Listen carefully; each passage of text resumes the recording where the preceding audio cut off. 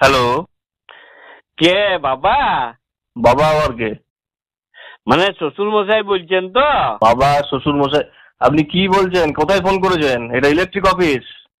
হ, আমি বাপি বলছি। ওই হইল আর কি, ওই ইলেকট্রিক আর আমার বউ দুজনেই একই জিনিস। ইও সব সময় 220 ভোল্টে থাকে, একটুকু ছুলে একদম ঝটকা মারে। আর আমার বউ সেই একই জিনিস। আমার বউ পান থেকে চুন খসলে বাপের ঘর পালায়। আর আপনাদের ওই ইলেকট্রিকও একটুকু ঝড় বৃষ্টি একটু গাছের পাতা লড়িলে ও ফুস। আমার বউকেও আমার শ্বশুর মশাইকে অনেক বলিয়ে কইয়ে অনুরোধ করে বাপের ঘর থেকে নিয়ে আসতে হয়। আর কারেন্টের জন্য ওকেও এখানে পাঠানোর জন্য আপনাদিকে ফোন করতে হয়। তো বলে একটু দয়া করে পাঠায় দেন, আজ্ঞা বড় অসুবিধা হচ্ছে।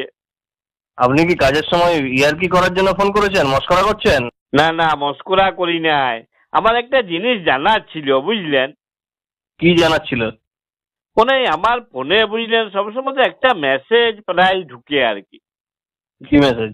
ওই ইলেকট্রিক পোস্ট থেকে ছিঁড়ে যাওয়া তারে বা মাটিতে পড়ে থাকা তারে হাত দিবেন নাই। তো সেই ব্যাপারে একটু জানতাম আর কি। হ্যাঁ, ওটা প্রত্যেক কনজিউমারকে আমরা ইলেকট্রিক ডিপার্টমেন্ট থেকে মেসেজ পাঠাই, যাতে ইলেকট্রিক পোস্ট থেকে ছিঁড়ে যাওয়া বা মাটিতে পড়ে থাকা তারে যেন হাত না দেয়। তো তাহলে কি ওখানে পা দিয়ে দিব তারটাতে? আপনাকে হাত পা কিছুই দিতে হবে না। নিচে পড়ে থাকা ছেঁড়া তারে কোনো হাত পা কিচ্ছু দেবেন না। ই বাবারি, তাহলে কি ওই ইলেকট্রিক পোস্টে যে তারগুলো বাঁধা আছে ওই উঁচু খুঁটিতে যে পরে হাত দিতে বলছেন? আরে দূর বাবা, ওরকম কিছুই করতে বারণ করা হচ্ছে, আপনাকে কিছুই করবেন না।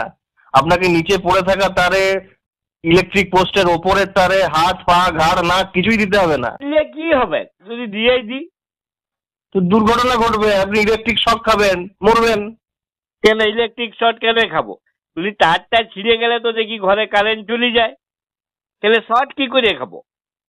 আপনার বাড়ির দিকের অংশটাতে হয়তো কারেন্ট থাকে না, কিন্তু ট্রান্সফরমারের দিকের অংশে তো কারেন্ট থাকে। না না, এসব করলো হয়? আপনি সত্যি করে বলুন দেখনি, এই মেসেজটা তাহলে আপনারা কিসের জন্য পাঠান? বললাম তো, একবার একটা কথা কতবার বলবো, মেসেজটা পাঠাই আমরা জনগণকে সচেতন করার জন্য। ই বাবারি, আপনারা মেসেজ পাঠাইয়ে জনগণকে সচেতন করে দিবেন?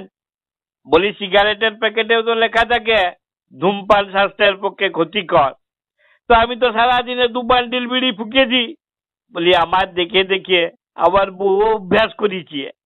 আচ্ছা, একটা সত্যি কথা বলুন দেখিনি, এই যে আপনারা মেসেজ গুলো এখানে পাঠান, ওগুলো জনগণকে সচেতন করার জন্যই পাঠান, নাকি আপনাদেরকে কেউ বলে দিয়েছে যে 100 জনকে ফরওয়ার্ড করে দিলে 2 দিনের মধ্যে আপনাদের ভাগ্যটা খুলে যাবে? আপনি খুব বাজে বকছেন, বুঝলেন? কাজের সময় এরকম বাজে বকার সময় নেই। তো আসল জিনিসটাই ক্লিয়ার করলেন না আপনি। কি ক্লিয়ার করবো?